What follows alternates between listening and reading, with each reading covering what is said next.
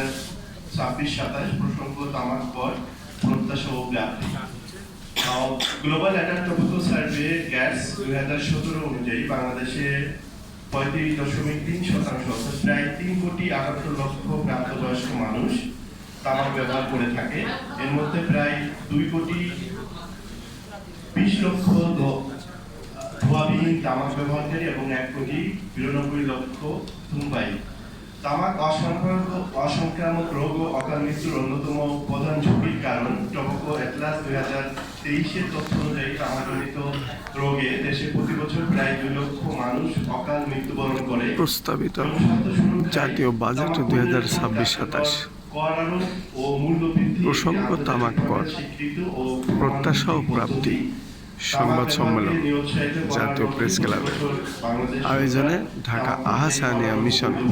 করে থাকে। এই প্রেক্ষাপটে 11 জুন মহান জাতীয় সংসদে মাননীয় অর্থমন্ত্রী 2026-27 অর্থ বছরের বাজেট প্রস্তাবনা পেশ করে এবং সেই প্রস্তাবিত বাজেটে তামাক ও তামাকজাত পণ্যের প্রতি কর এবং মূল্য যে প্রস্তাবনা করা হয়েছে সেই প্রস্তাবনার আলোকে সেটা বিশ্লেষণ করে ঢাকা আহ্ছানিয়া মিশনের পক্ষ থেকে আমাদের পর্যবেক্ষণ এবং সুপারিশগুলো আমরা আজকে সংবাদ সম্মেলনের মাধ্যমে তুলে ধরছি।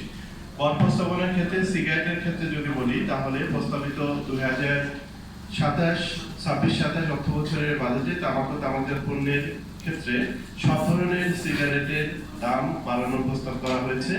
সিগারেটের ন্যূনতম খুচরা মূল্য নিম্ন স্তরের ক্ষেত্রে প্রতি 10 টাকা 62 টাকা, মধ্যম স্তর 92 টাকা, উচ্চ স্তর 160 টাকা এবং অতি উচ্চ স্তর 210 টাকা নির্ধারণের প্রস্তাব করা হয়েছে। অর্থাৎ সিগারেটের প্রতি 10 টাকায় নিম্ন স্তরের 60 টাকা থেকে 2 টাকা অর্থাৎ 3.33% বাড়িয়ে 62 টাকা, মধ্যম স্তরে 80 টাকা থেকে 12 টাকা বাড়িয়ে 92 টাকা, উচ্চ স্তরে 140 টাকা থেকে 20 টাকা বাড়িয়ে 160 টাকা এবং অতি উচ্চ স্তরে 185 টাকা থেকে 25 টাকা বাড়িয়ে 210 টাকা করার প্রস্তাব করা হয়েছে।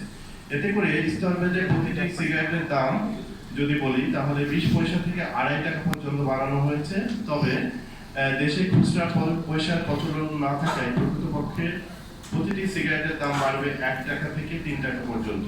ফলে সরকার যে বাড়তি বিক্রি হবে সেই টাকা সরকার আসলে পাবে না, কর ফাঁকিতে চলে যাবে এবং বিপুল পরিমাণ রাজস্ব হারাবে সরকার। এভাবে প্রস্তাবিত বাজেট তামাক কোম্পানিকে বিপুল পরিমাণ কর ফাঁকির পথ সুগম করে দিবে।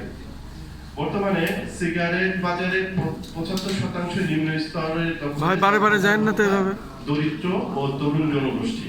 প্রস্তাবিত বাজেটে নিম্ন স্তরের সিগারেটের মূল্য প্রতি 10 টাকা সিগারেট মাত্র 20 সিগারেটের যে করা হয়েছে সেটা প্রতি টাকা মাত্র 20 পয়সা বা 3.33% বৃদ্ধি করা হয়েছে, যা 2025-26 অর্থ বছরের মাথাপিছু আয় বৃদ্ধির তুলনায় এবং বিদ্যমান মূল্যস্ফীতির তুলনায় অনেক কম।